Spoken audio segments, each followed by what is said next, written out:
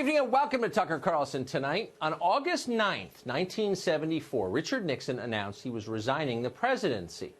That was almost 45 years ago. The Nixon administration ended that day. And so did the relevance of anything John Dean has to say. Dean, you'll remember if you are old, was Nixon's White House counsel during Watergate. He helped orchestrate the payoffs and the cover-up that brought down his boss. Dean was incarcerated for that. He was convicted and then incarcerated.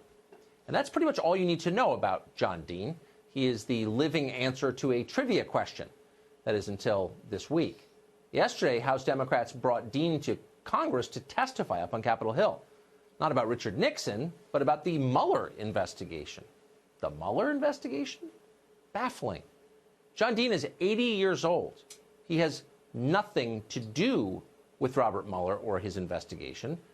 Dean hasn't worked in any of the last 8 presidential administrations. When John Dean last held a politically relevant job, Francisco Franco ran Spain. It was a long time ago. So why was Dean on Capitol Hill? Well, simple. He works for Jeff Zucker now as a CNN contributor. And Democrats wanted to hear him talk like this. If I had to channel a little of Richard Nixon, I think he'd tell this president he's going too far. This is the sort of stuff of a banana republic. This is what an autocrat does. Do you think, though, that this is proving that he is unhinged? Concerns about that or reports about that? He certainly acts unhinged. He's thinking like Putin would think. What I think we're witnessing is a very public obstruction of justice. He, as I see it, has already exceeded everything that Nixon did. You're saying, in your opinion, Donald Trump has gone farther than Richard Nixon did to obstruct justice? That's exactly what I'm saying. I think Trump is Nixon on steroids and stilts. Nixon on steroids! To a certain kind of dim-witted baby boomer, this kind of thing is totally irresistible. Reese's peanut butter cup pizza. At the hearing, Dean admitted that he didn't have any relevant knowledge of anything that's happened in this century, but he's still 100% positive that Donald Trump is more evil than Richard Nixon ever was. The last time I appeared before your committee was July 11, 1974, during the impeachment inquiry of Richard Nixon. Clearly, I'm not here today as a fact witness. In many ways, the Mueller report is to President Trump what the so-called Watergate roadmap was to President Richard Nixon. I am not a fact witness, Dean conceded. What other kinds of witnesses are there? Editorial witnesses? People who have no idea what they're talking about but feel very strongly about it? The entire hearing went like this. And Dean wasn't even the only cable news analyst there. Democrats invited a lot of them. They trotted out a fake expert, for example, called Barbara McQuade. McQuade is an MSNBC legal analyst who was once a U.S. attorney before Donald Trump fired her. Since then, she's been on call to reassure jittery MSNBC viewers that the 2016 election wasn't actually real, and in any case, Big Orange will be gone very soon.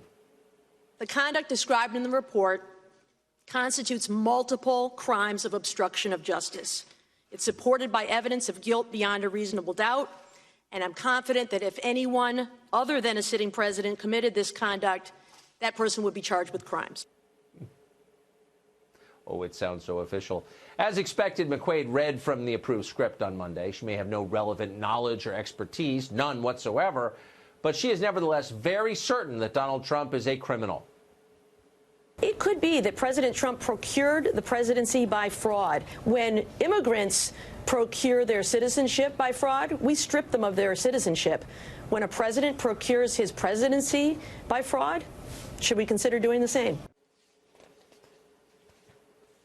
It went on like this all day long, in case you missed it. There was no real discussion of Robert Mueller's findings. Instead, for a few hours, C-SPAN looked like a CNN panel as people in makeup thundered for impeachment.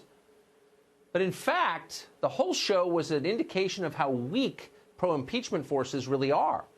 Despite all the investigations and all the ranting you see on cable news, House Democrats still don't have the votes to impeach Donald Trump.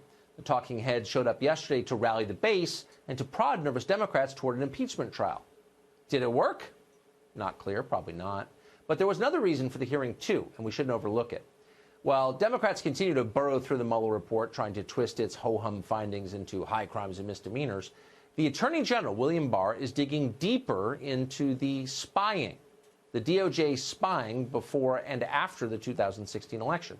Where you know the FBI surveilled Donald Trump's campaign. Now we're finding out how extensive that spying was and how flimsy the justification for it. Democrats know that Barr's findings could be horrifying, embarrassing, maybe even devastating. They could help President Trump get reelected. So if you're on the left right now, it's a good idea to muddy the waters. If it takes calling John Dean out of retirement, well worth it.